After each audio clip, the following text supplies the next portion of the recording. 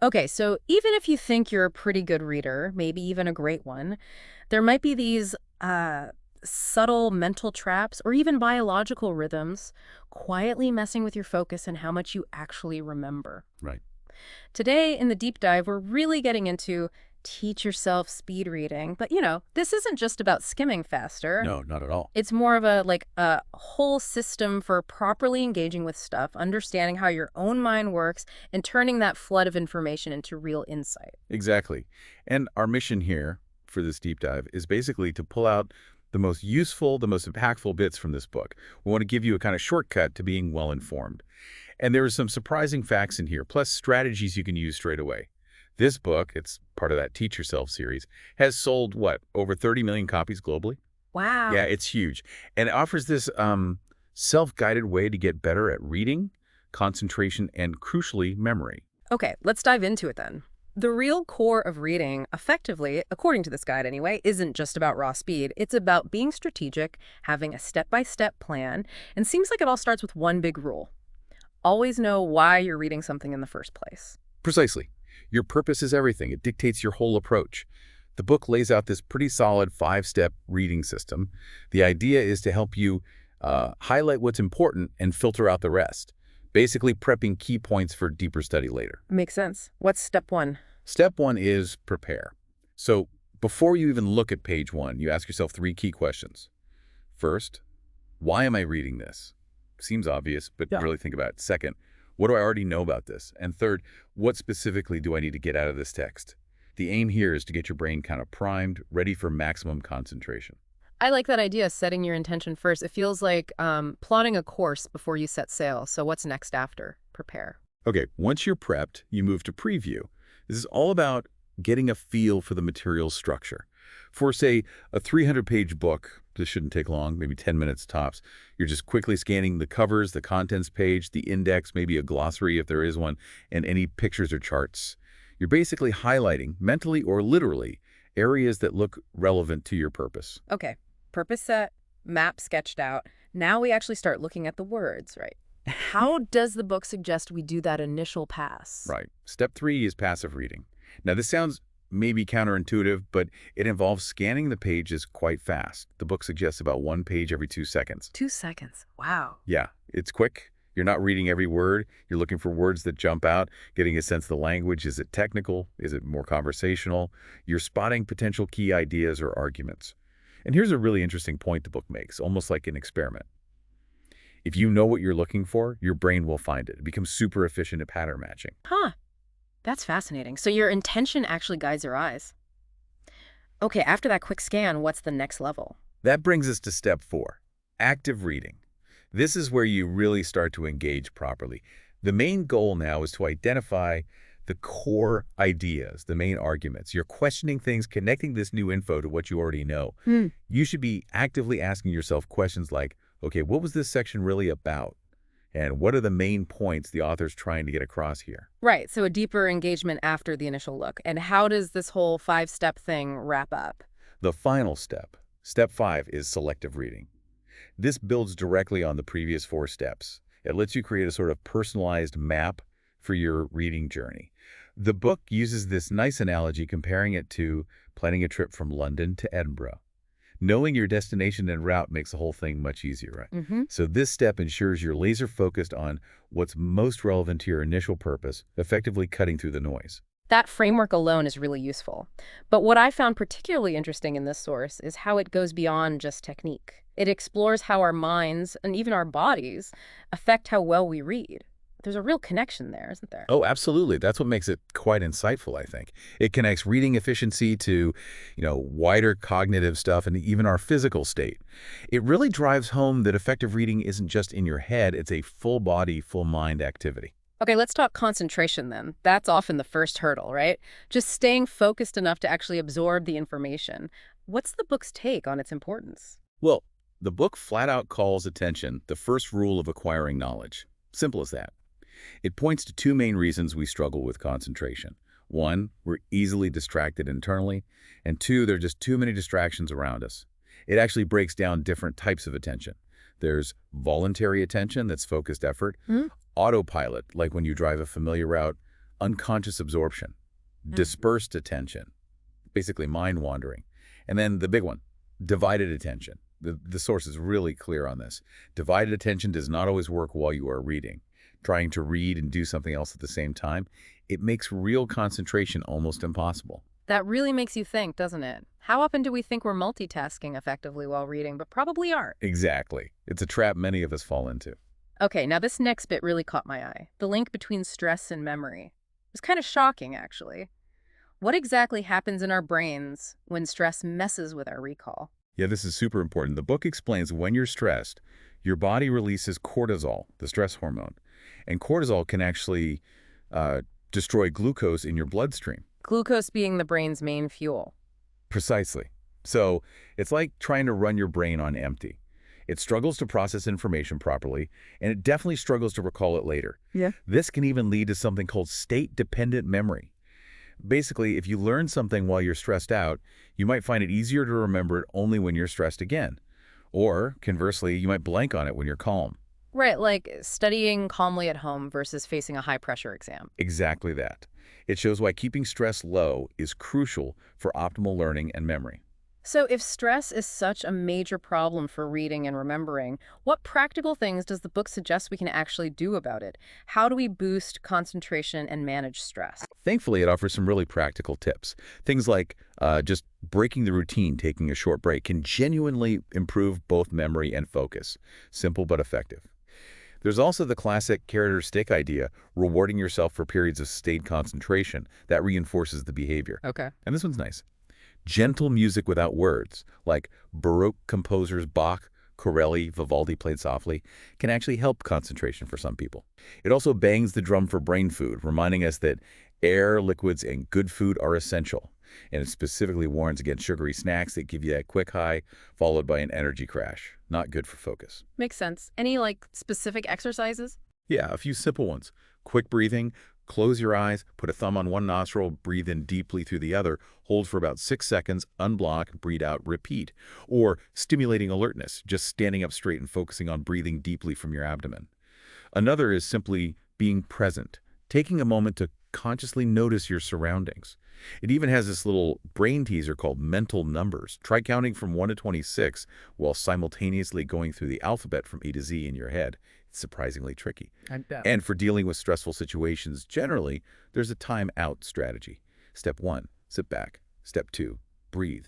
Step 3, take stock. What do I need? Step 4, decide on a plan. Step 5, prepare. Step 6, act. It breaks down the overwhelm. That's a great toolkit. Okay, so we've covered concentration and stress, but what about keeping the information once we've read it? Let's bust some memory myths mentioned in the book. Right, the book definitely challenges some common ideas. It says memory isn't like this separate thing, this isolated system in our brain. And it's not just about storing individual facts. It's deeply interconnected. Its associative ideas linked together. It's much more dynamic than just a, mental filing cabinet. There's even this fascinating aside about an experiment with rats. Rats that were frightened while getting an electric shock seem to carry the memory differently than rats who just got the shock without the fear element. Interesting. What does that imply for us then? Well, it strongly suggests that our emotional state during learning is incredibly important. Creating a positive, low-stress environment isn't just about comfort. It seems fundamental for our brains to actually encode and retrieve information effectively. It kind of explains why cramming under pressure often leads to just blanking out later. That's a really powerful point. Our feelings are tied directly to our ability to learn. So, stepping back, how does memory actually work, fundamentally, from just seeing something to it becoming lasting knowledge? Well, the book breaks it down into 3 basic stages. First is acquisition, that's taking the information in. Mm? Then retention, keeping hold of it. And finally, retrieval, getting it back out when you need it. For reading effectively, the goal is always getting information into long-term memory. Okay, so based on that, what are the key rules or strategies the book gives us for actually acquiring and retaining information well? For acquisition, it boils down to 4 main rules. Rule 1, pay attention, goes back to concentration. Rule 2, plan what you have to do, connect it to your purpose. Rule 3, be interested, find relevance. Rule 4, be active. Use that 5-step reading system we talked about. For retention, keeping it there. Making associations between ideas and regular revision are key. Just repeating things by rote. The book says that's pretty ineffective. And getting it back out. Retrieval. Retrieval can be boosted by linking information to different senses, visual memory, sounds, feelings, kinesthetic, even smells sometimes. The more connections, the easier it is to find the path back to the information. Right. But what about forgetting? That's the really frustrating part for me. Reading something and then poof, it's gone. What makes us forget? The book points to several culprits. A big one is just lack of attention, which it calls the pickpocket effect. If your mind wanders while reading, information basically gets stolen without you even realizing it was there. Huh, the pickpocket effect. I like that. Yeah. Then there's interference, new stuff clashing with old stuff, or maybe old habits getting in the way of learning new things. Also, simple lack of interest or motivation. If you don't care, it's hard to make it stick. And related to what we just said, insufficient links or associations between the new information and what you already know. And finally, probably the most common one, insufficient revision. We just don't revisit things enough. That all makes a lot of sense. Now, shifting gears slightly, beyond our internal mind stuff, the book talks about how our external habits and even our environment play a big role. It mentions some surprising things about biological rhythms. Oh, definitely. This part's fascinating. It actually references another book, The Energy Advantage, by Dr. Chris Fenn, and talks about the impact of our biological rhythms. We all have this internal body clock, right? It's controlled by a tiny part of the brain in the hypothalamus called the suprachiasmatic nuclei, the SCN. This little clock governs loads of things like body temperature, hormone release, and our energy levels. So that explains things like the mid-afternoon slump. Exactly. That dip is often linked to blood supply being diverted for digestion after lunch. The book suggests our peak times for mental performance are often roughly 7 a.m. to noon, while physical activity peaks might be more like 3 p.m. to 6 p.m. And messing with these natural rhythms, like pulling all-nighters or having really erratic sleep schedules, can lead to that sluggish feeling, kind of like the Monday morning blues after a weekend throws your rhythm off. That raises a really practical question for everyone listening. Are you aware of your own personal energy highs and lows? And could you maybe align your most demanding reading tasks with those peak times? It's definitely something worth thinking about. Working with your biology instead of fighting it. And sticking with biology, how much does what we actually eat and drink affect our focus? The source talks about things like fake fats. Yes, it takes a pretty critical look at some food trends. It mentions Olestra, for example, marketed as fat-free, but it basically passes right through you. The issue is it can block the absorption of essential fat-soluble vitamins A, D, E, and K, plus it can cause digestive issues like cramping. The broader point the book makes is that highly processed synthetic foods can kind of scramble your brain's signals, and those LEAT or fat-free options, they often leave you feeling unsatisfied anyway. So the message is clear. Stick to real whole foods for better brain function. Pretty much. It's not just about physical health. It's directly linked to mental clarity and focus. Okay, what about the classic study aid coffee or tea? How does caffeine really affect our reading and learning? Because for a lot of us, it feels essential. The book doesn't pull punches here. It lists potential side effects: moodiness, anxiety, restlessness, headaches, even ringing in the ears for some people.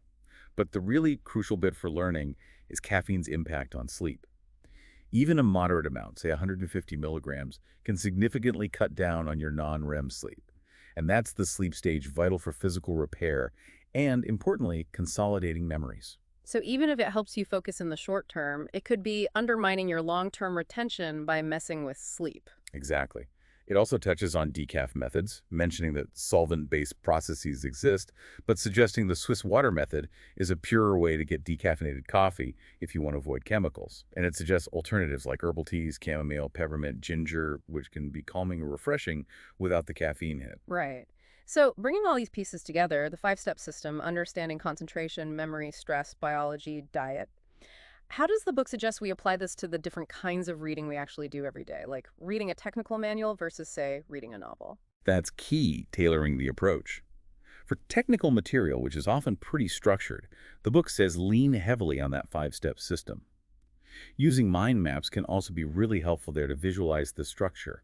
But for nonfiction you're reading for leisure, the advice shifts. It's more about getting into a positive learning state, being relaxed, and just enjoying the process.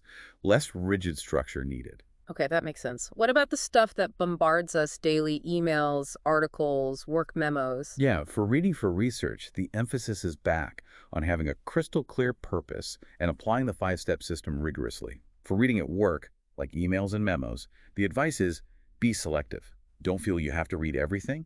Connect the reading directly to a task or action. Same for magazines. Pull out only the articles that genuinely interest you. Be picky, as the book says.